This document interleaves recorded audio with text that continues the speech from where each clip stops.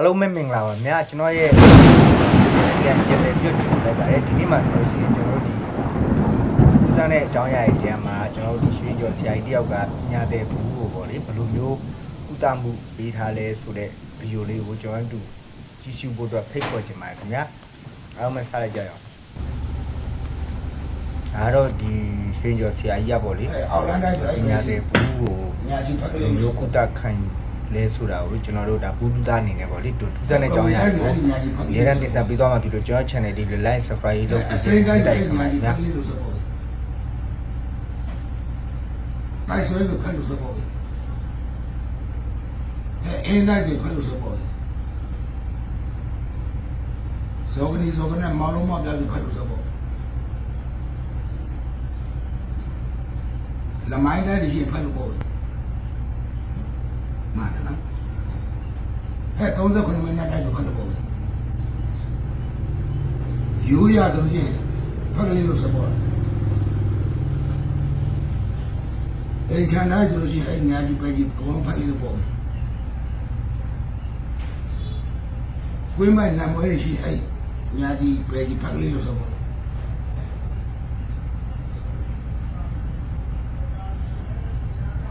မော်ရရှိအဲ့ညာပဲကြီးညာကြီးဖတ်ကလေးလို့ဆိုပေါ့အဲ့ဒီလိုခြေတော်တစ်စုံလုံးကတ်နေတယ်ဆိုလို့ရှိရင်ကျွန်တော်တို့ကဒါကာယကံရှင်က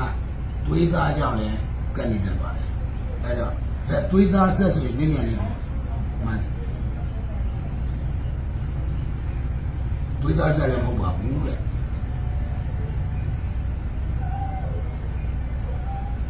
ဒီလိုမျိုးနေတော့ထားရလိုက်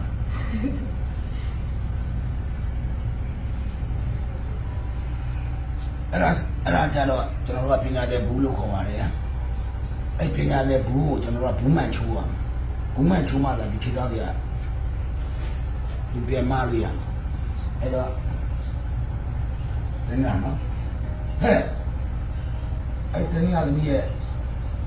ဝိညာဉ်လက်ပြန်နေတော့ကန္နပါဆိုင်ဘူးစနေငါလာမှာပေါ့ဘယ်ချိန်ဝမ်းညာချိုးမှမချိုးအဲ့ကန္နပါဆိုင်နေတော့ဘူးစနေမနမဘောလည်းဘယ်ချိဘာမှမချိုးအဲ့ကန္နပါဆိုင်နေတော့ဘူးစနေကမမဘောလည်းဘယ်ချိဘာညာချိုးအောင်ဘာလို့ညနေအားသားပြီးတော့ပညာတဲ့ပညာတဲ့ဘူးမှန်မြဘုပ္ပရှင်တန်ပြန်တော့တန်ပြန်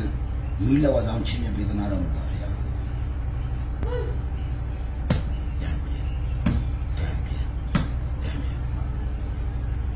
ရေးမတန်ပြန်ဘာရဘာမ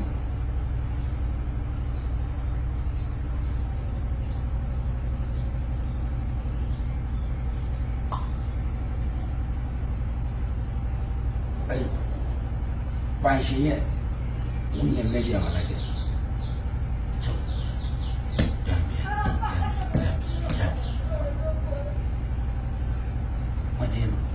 ရေးမ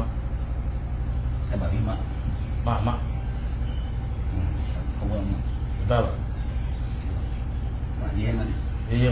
မစိတ်ထဲမှာဘာမှမဆွဲနိုင်ဘူးရေးမရေးမဟုတ်